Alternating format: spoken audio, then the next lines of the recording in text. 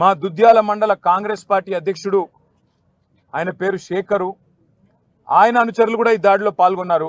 ఎందుకంటే కాంగ్రెస్ వాళ్ళ భూములు కూడా పోతున్నాయి. వాళ్ళ పేర్లు కూడా చెప్పినారు మాకు. రమేషు, ఇంకా 4 పేర్లు చెప్పినారు సార్. పేర్లు నరసింహులు, రమేషు, ఇంకా రాములు నాయక్ అని కాంగ్రెస్ వాళ్ళు వాళ్ళ భూములు పోతుంటే వాళ్ళు దాడి చేసినారన్న. మొత్తం 70 మందిని తీసుకుపోయినారు. ముందు తీసుకుపోయినాక తిరుపతి రెడ్డి ఫోన్లో ఆదేశాలు ఇస్తున్నాడు. ఒక రాజ్యాంగేతర శక్తి, ముఖ్యమంత్రి అన్న కావడమే ఆయనకున్న అర్హత. ఆయనకి ఏ పదవి లేదు, ప్రజాప్రతినిధి కాదు. కలెక్టర్లు ఆయన ముంగట మోకరిల్లాల. ఇవాళ అధికారులు మొత్తం ఆర్డీఓలు, పోలీసోళ్ళు ఆయన చెప్పినట్టు ఆడాల. కొడంగల్కు ఆయన చక్రవర్తి, రారాజు. రేవంత్ రెడ్డి కాదు, అక్కడ రేవంత్ రెడ్డిది ఏం చెల్లదట, తిరుపతి రెడ్డిదే నడుస్తుందట. ఆ తిరుపతి రెడ్డి శిష్యుడు శేఖరు మండల కాంగ్రెస్ పార్టీ ప్రెసిడెంట్. ఈ 70 మందిని తీసుకపోతే 2 డీసీఎంలు ఎక్కించి తీసుకపోతే అందులో ఎవరెవరు బీఆర్ఎస్ వాళ్ళు వాళ్ళను మాత్రమే ఇవాళ 21 మందిని రిమాండ్కు పంపినారు. మిగతా వాళ్ళందరినీ ఇంటికి పంపినారు.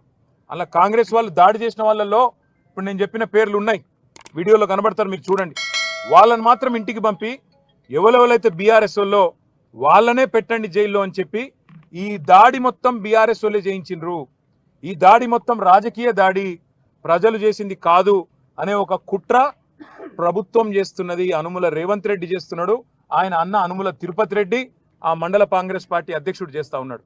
వాళ్ళ బీఆర్ఎస్ వాళ్ళనే తీసుకొచ్చి జైల్లో పెట్టడం అంటే వాళ్ళ ఉద్దేశం ఒకటే, తమ చాతగాని తనాన్ని 9 నెలలుగా తమ ప్రభుత్వం విఫలమైన పద్ధతిని ఇవాళ దాచుకోవడానికి ముఖ్యమంత్రి నియోజకవర్గంలో అధికారులకు జరిగిన పరాభవానికి ఇవాళ ఏం చెప్పాలనో తెలియక సిగ్గు లేకుండా దీనికి రాజకీయ రంగు పులిమి వాళ్ళని బెదిరించే ప్రయత్నం చేస్తూ ఉన్నారు. ఇంకా అరాచకం ఏంటంటే 21 మంది మొత్తం ఎస్సీ ఎస్టీ బీసీ రైతులు. ఒక ఆయన విష్ణువర్ధన్ రెడ్డి అని ఆయన కూడా ఉన్నాడు, ఆయన కూడా పాపం ఇంట్లో ఉన్నాడు. వాళ్ళందరినీ పిచ్చి కొట్టుడు కొట్టినారు, చిత్రహింసలు పెట్టినారు, 3rd డిగ్రీ టార్చర్ పెట్టినారు. కొడంగల్ సిఐ, కొడంగల్ ఎస్ఐలు, వికారాబాద్ ఎస్పీ ఆయన పేరు నారాయణ రెడ్డి, వీళ్ళంతా కలిసి వీళ్ళను చిత్రహింసలు పెట్టినారు. 3 గంటలు కొట్టినారు. ఒక్కొక్కరిని చూస్తూ ఉంటే ఇప్పుడే మా అక్క చెప్పినట్టు కాళ్ళు చేతులు కమిలిపోయి ఉన్నాయి. మేము అడిగినాం, మరి ఎందుకు మెజిస్ట్రేట్ ముంగట చెప్పలేదు, కొట్టినాడు ఎందుకు చెప్పలేదు అన్నాం. మీరు చెప్తే మల్ల కొడతాం, మీ ఇంటికి పోయి మీ ఇంటోళ్ళని కొడతామని చెప్పినారు. మిమ్మల్ని మల్ల కొడతాం, జైల్లో కొడతాం, ఇంటికి పోయి మీ ఇంటోళ్ళని కూడా కొడతామని చెప్పినారు. ఎంత అమానవీయంగా, ఎంత క్రూరంగా అంటే ఇంటి మీదికి వీళ్ళనేమో జైలుకు పంపినారు. ఇంటి మీదికి బందిపోట్లను పట్టుకరానికే, ఒసామా బిన్ లాడెన్ లాంటి తీవ్రవాదులను పట్టుకరానికే ఎట్లయితే కూంబింగ్ ఆపరేషన్ చేస్తారో 100 మంది పోలీసులు వచ్చి ఇంటింటికి పోయి తలుపులు దర్వాజాలు తన్నుకుంటూ, గుద్దుకుంటూ, పగలగొట్టుకుంటూ, తాగి బూతులు మాట్లాడుతూ కొంతమంది ప్రైవేట్ వ్యక్తులు, నేను పోలీసు వాళ్ళు అంటలేను, ప్రైవేట్ వ్యక్తులు కొంతమంది కాంగ్రెస్ పార్టీకి సంబంధించిన వాళ్ళు తాగి బూతులు మాట్లాడుతూ ఆ ఇండ్ల మీద దాడి కూడా చేయడం జరిగింది. అక్కడ ఉన్న మహిళలు, అక్కడ ఉన్న ముసలోళ్ళని భయభ్రాంతులు, పిల్లలని భయభ్రాంతులకు గురి చేయడం జరిగింది. వాళ్ళ రేవంత్ రెడ్డి కాంగ్రెస్ పార్టీ ఒకటి గుర్తుపెట్టుకోవాలా, భూమి మీద ఎవడు శాశ్వతంగా ఇక్కడే ఉండడానికి రాలే. నీ పదవి కూడా 5 ఏళ్ళే. అలా మీ ఢిల్లీ వాళ్ళ కోపం వస్తే రేపో ఎల్లుండే తీసి పారేసినా కూడా దిక్కులేదు నీకు. నేను ఒకటే గుర్తు చేస్తున్నా, రేవంత్ రెడ్డి చక్రవర్తివి కాదు, నువ్వేమి రాజువు కాదు, నువ్వేమి పెద్ద నియంతవు కాదు. నీలాంటి వాళ్ళు చాలా మంది వచ్చిండ్రు, చాలా మంది వస్తారు ఇంకా భవిష్యత్తులో.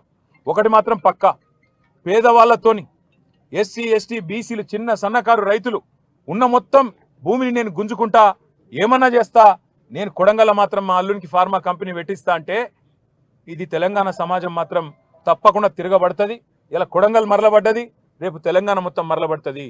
నీకు బాగా ఉన్నది, ఏదో కుట్ర అని చెప్పాలి, ఏందో జరిగిందని చెప్పాలి, జైల్లో పెట్టాలి. మా పట్నం నరేందర్ రెడ్డిని కూడా జైల్లో పెట్టిండు. సరే, రాజకీయ నాయకులను మమ్మల్ని జైల్లో పెడితే పెట్టినావు, మేము చూసుకుంటాం. ఎందుకంటే నిన్ను ఏం చేయాలో రేపు మేము అధికారంలోకి వచ్చినాక మాకు కూడా తెలుసు, మేమేం వదిలిపెట్టాం. కానీ ఒకటి మాత్రం పక్కా, ఇవాళ ఈ 21 మందిని ఎవరినైతే నువ్వు జైల్లో పెట్టినావో వాళ్ళ కుటుంబాలు, వాళ్ళ ఉసురు నీకు, నీ పార్టీకి తప్పకుండా తాకుతుంది.